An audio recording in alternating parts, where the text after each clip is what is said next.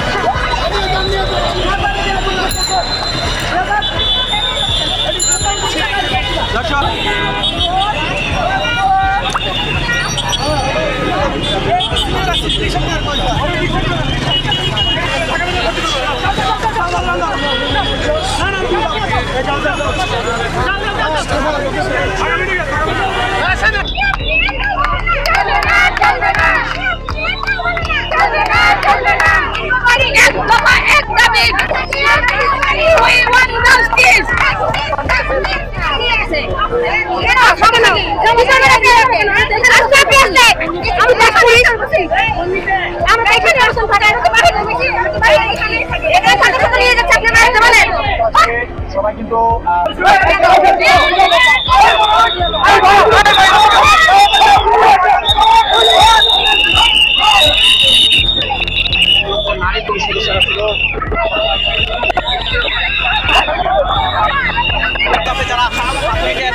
শিক্ষকের নিয়োগের জন্য আন্দোলন করছিলেন।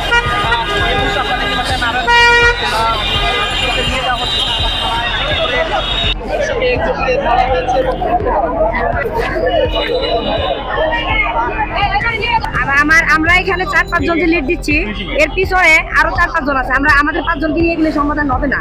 এরা এখানে থাকবে ইনশাল্লাহ, অধিকার আদায় না হওয়া পর্যন্ত সবাই থাকবে। আমার টিম 5টা টিম, আমরা এখন ফার্স্ট দিকে আসি, আমার নিয়ে সেকেন্ড টিম আসবে, তারপর থার্ড টিম আসবে। আমাদের এটা দাবি আদায় আর অধিকার না দিয়ে না পারবো। 531 জন আমরা সুপারিশপ্রাপ্ত। না না, আপনি বুঝেন না ব্যাপারটা। ওরা আমাদের, আমরা 5-6 জন যে মেয়েরা লিড দিচ্ছে আমাদের ধরার চেষ্টা করতেছে। আজকে আমাকে ধরে নিয়ে গেছে, মানে অনেক ট্রাই করছে। আমরা এতটা অবহেলিত, এতটা লাঞ্ছিত, এতটা বঞ্চিত, মানে আমরা এখন মনে হচ্ছে নারী হয়ে কি আমরা ভুল করলাম নাকি? জন্মটা আমাদের ভুল হয়েছে নাকি? আমরা কোথাও কোনো সুরাহা পাইতেছি না। পুলিশ থেকে শুরু করে আশেপাশের মানুষ সবাই আমাদেরকে নিয়ে তালবাহানা করতেছে। মানে আমাদের এমনও হয়েছে যে আমাদের যে রায় বা যিনি আমাদের ইয়া ছিল, অধিদপ্তরে ছিল, ওনারা বসে পর্যন্ত যে আমরা তোমারই অংশ, তোমরা রাস্তা যাও মানে আমরাও রাস্তা যাও, তোমরা বাসায় যাও আমরা দেখবো। ওই রকম একটা সিউরিটি দিয়ে পরে আমাদের নিয়োগটা পুরো বাতিল করে দিল। আমরা কিভাবে ওনাদের কথা বিশ্বাস করব? আমরা হাতে যোগদান পত্র পাবো, তারপর আমরা এখান থেকে সরবো। একটা পুলিশ একটা মেয়েকে বলতেছে, লাঠি দিয়ে বলতেছে যে তোমরা এখানে কেন, তোমরা এখানে কেন, তো স্বামী সংসার করো গিয়ে, তোমরা এখানে কি করবা? তারা ভাই আমরা মেয়েদের কি স্বামী সংসারই করবো? তা আমরা স্বামী সংসার করবো না? আমরা কি না করলাম? আমরা করবো, করার পর তো আমরা এই যে তোমার ওয়াইফ যদি, তোমার মা যদি অসুস্থ হয়, তুমি কি একটা মহিলা ডাক্তার প্রিফার করো না বেশি? এই যে সিজারিয়ান বেবিগুলো হয়, একটা মহিলা ডাক্তার গুলোকে প্রিফার করে না? তাহলে যদি আমরা যদি কোথাও না যাই, তাহলে আমাদের কর্মক্ষেত্রগুলো তো পিছিয়ে পড়বো। এটা কোনো তো মানতে হবে না। সম্ভ্রান্ত ফ্যামিলি থেকে, শিক্ষিত ফ্যামিলি, আমরা চাচ্ছি যে আমাদের একই নিয়োগে 2 ধাপ যেহেতু চাকরি করতেছে, তাহলে আমাদের ধাপটাকে আটকে রাখা হয়েছে কেন? অধিদপ্তর বলতেছে তারা আপিল করছে, আশ্বাস দিচ্ছে। আমাদের আশ্বাসের প্রয়োজন নেই। আশ্বাসের কারণে আমাদের সবাই চাকরি বাকরি যারা ছুপাটা করতো তারা ছেড়ে বসে আছে, তাদের ঘর চালাবে কে? হাইকোর্ট এই শুনানি না, আমাদেরকে নিশ্চয়তা দিচ্ছে না কেন? আমাদেরকে নিশ্চয়তা দিক, আমাদের আর কিছু চাওয়ার দরকার নেই, আমাদের চাকরি নিশ্চয় করে দিক। চাকরিগুলো নতুন প্রজ্ঞাপনের ক্ষেত্রে জারি হবে না, তাহলে এটা তো পুরাতন প্রজ্ঞাপন, তাহলে নতুন প্রজ্ঞাপনের ক্ষেত্রে জারি কেন হলো? ওরা নিজেরাই বলছে, তাহলে কেন আমাদেরকে নিয়োগ দিল? আর সুপারিশ করার পরে এত কেন হেনস্থা করা হলো? আমরা তো সামাজিক ভাবে, পারিবারিক ভাবে সব জায়গায় আমরা হেনস্থা হচ্ছি। আজকে আমরা রাস্তায় দাঁড়িয়ে মার খাচ্ছি। এভাবেই থাকবো, আমাদের দাবি আদায় না হওয়া পর্যন্ত আমরা এভাবে মারা যাবো। দরকার মেরে ফেলুক আমাদের, তারপর আমরা এভাবেই থাকবো। তাও আমাদের সাথে এত অন্যায় করেন না প্লিজ, রাস্তার কাছে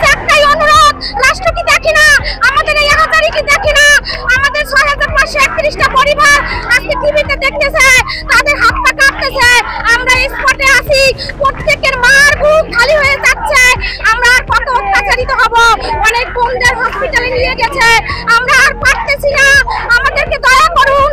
রাষ্ট্রের কাছে এটাই অনুরোধ, আমাদের ভাই বোনদেরকে ছেড়ে দেওয়া হোক।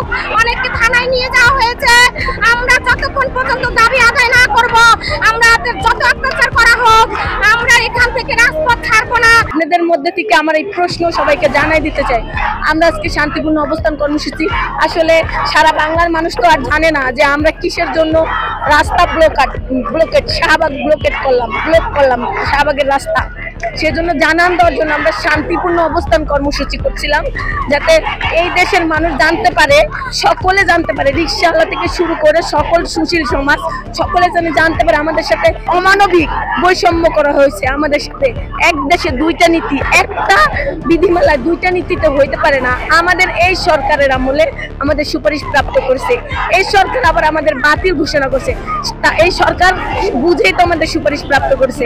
বিচার বিশ্লেষণ করার পরে আমরা দুইটা পরীক্ষা দেওয়ার পর, প্রিলিমিনারি ভাইবা পরীক্ষা দেওয়ার পর আমাদের রেজাল্ট পাবলিশ করা হয়েছে।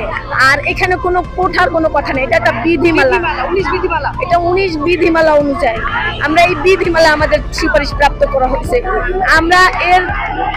আমরা অনীতি বিলম্বে আমাদের যোগদান চাই। তো আমাদেরকে জল কামান দেওয়া হয়েছে, এরপর অনেকজনকে লাঠিচার্জ করা হয়েছে। আমরা শান্তিপূর্ণ আন্দোলন করতেছিলাম, ওখানে আমাদেরকে অনেক বাধা দেওয়া হয়েছে। আপনি কিভাবে শিওর হলেন? এখানে এইসব গ্যারিটারি রাস্তা দখল করবে কেনা? আরো দখল করবে। আপনি কোথা থেকে আসছেন? হ্যাঁ, আমি এখানে এগুলা গ্যারিটারি রাস্তা বন্ধ করবো, রাস্তা ছাড়া